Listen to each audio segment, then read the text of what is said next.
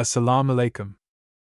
Love is the most beautiful feeling. Everyone wants to love, everyone wants to be loved. Love is natural to man and is a gift from Allah. The highest manifestation of love in Islam is marriage, in which the spouses, hand in hand, walk towards the contentment of Allah Almighty. The Hadiths of the Messenger of Allah contain the wisdom that by applying and considering it, we will surely build a marriage that leads to paradise, and we will find the sweetness of paradise already in this world in the form of our husbands and wives. This is what the Hadith of the Messenger of Allah, peace and blessings of Allah be upon him, says about love between husband and wife and in general. When the husband looks at his wife and she looks at him with love, then Allah Most High looks at them with mercy. And when the husband takes his wife's hands, their sins fall through their fingers. Verily, gentleness, in whatever it is expressed, adorns, and its absence, in whatever it is expressed, truly vilifies.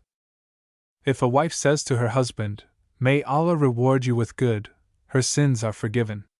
And if she is even a little angry with her husband, Allah erases the reward of her good deeds and forgives her husband for his patience. If you have a feeling of love for your brother, hasten to tell him so.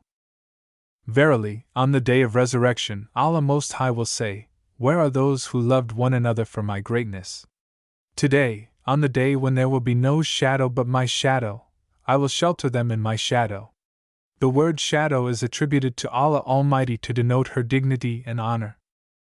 By shadow is meant the shadow of Allah's throne, as in the version of the Hadith quoted by Muslim, in the shadow of his throne.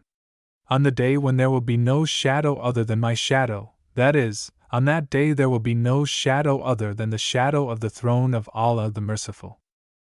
A Muslim is one who never harms another Muslim with his tongue or hands.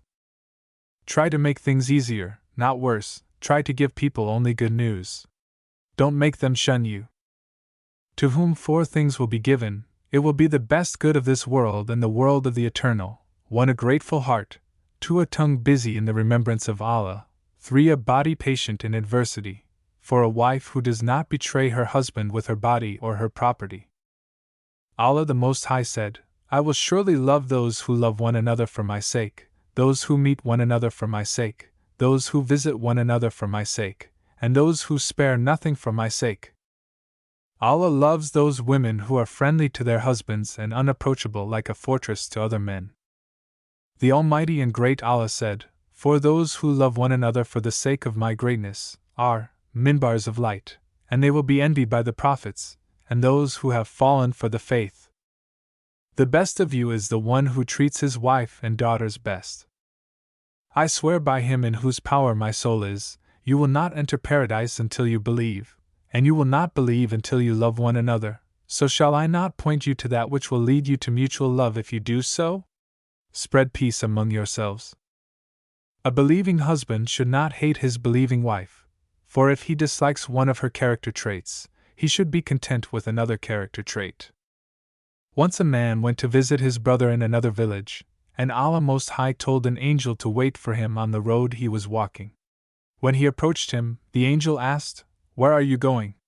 He replied, "I want to visit my brother in this village."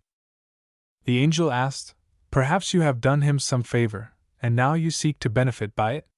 The man replied, "No, verily, I just love him for the sake of Allah Most High." Then the angel said, "I am, verily, sent to you by Allah to tell you that Allah has loved you just as you loved that man for the sake of Allah,